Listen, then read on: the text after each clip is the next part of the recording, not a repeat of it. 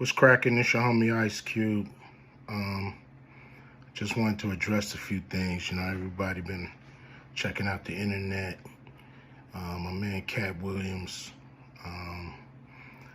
First of all, I just want to say, we shot that movie over 20 years ago. So, people have different perspectives, and it's been a long time. I also want to say, every comedian that I've worked with, every comedian that I've put in a movie, I only put them in the movie because I thought they was funny. I thought they was perfect for the part. I tried to put them in a position to win. That's what it's all about, I look at from, Chris Tucker and Bernie Mac and Mike Epps, Katt Williams, Ricky Smiley, Michael Blackson, Cedric, Kevin Hart. All these guys I know are funny as hell. I didn't discover them. They were doing their stand-up or doing their thing, and I knew that they were great and that they could act, and that if I have an opportunity, I was gonna give them an opportunity. To me, that's what it's all about. As far as specific things, Katt was 100 on a few things. Most of what he was saying, a couple things, I just want to clarify. When we bring in a new, comedian, we do have them try out for different roles. So Ricky did give Money Mike a shot. But when we saw him and, we kind of saw how he moved and how he was, auditioning, we decided that he would be a better, Santa Claus, which was, to me, the perfect casting. When we saw Mike, damn, I call him Money Mike. When we saw Katt, when I saw him, I just knew that he was perfect for Money Mike. And, Katt, said he wrote his role, which, the role was written, but he enhanced it. This is why Katt was so dope in the movie. Money Mike had a small role, about as big as the Santa Claus role, but when we start filming, he was giving us such magic that we kept expanding his role and giving him more to do because he was on point. When we shoot these movies, for one, the scripts are fire, or they wouldn't even do it. The scripts are laugh out funny. But we shoot the script, but once we get what we need from the script, we let the comedians ad-lib, riff, play with the words, do their thing. We give them a take where they can, or 2, 3 takes where they can go off and do what they feel.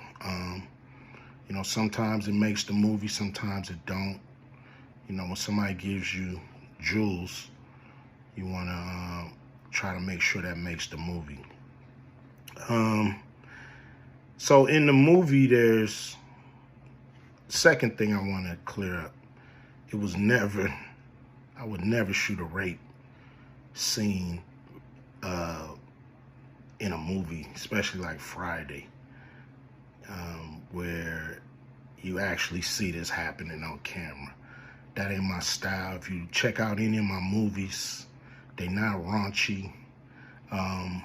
We did a movie called Players Club where the subject matter was a little raunchy, but for the most part, even that, we left it to your imagination. So the only reason that kind of stuff is in the movie is because you have 3 villains in Friday After Next.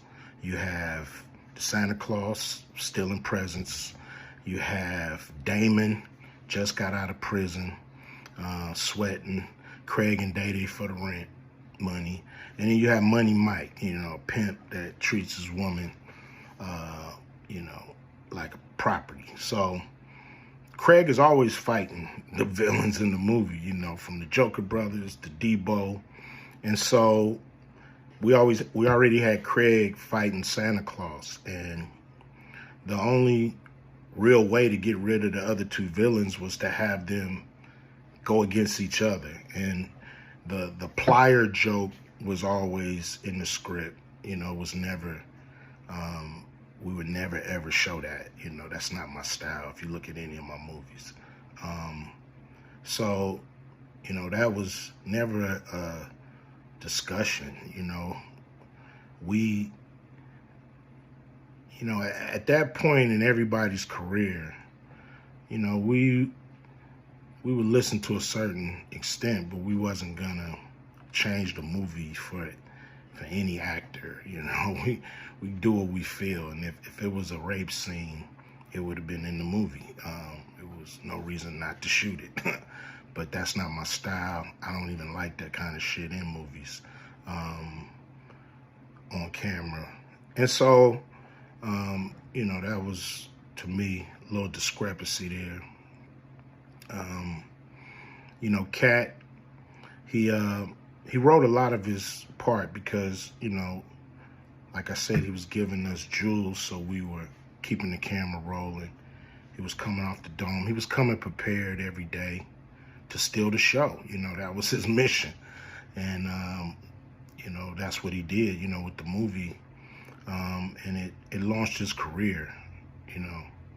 And I'm proud of the movie. I'm proud of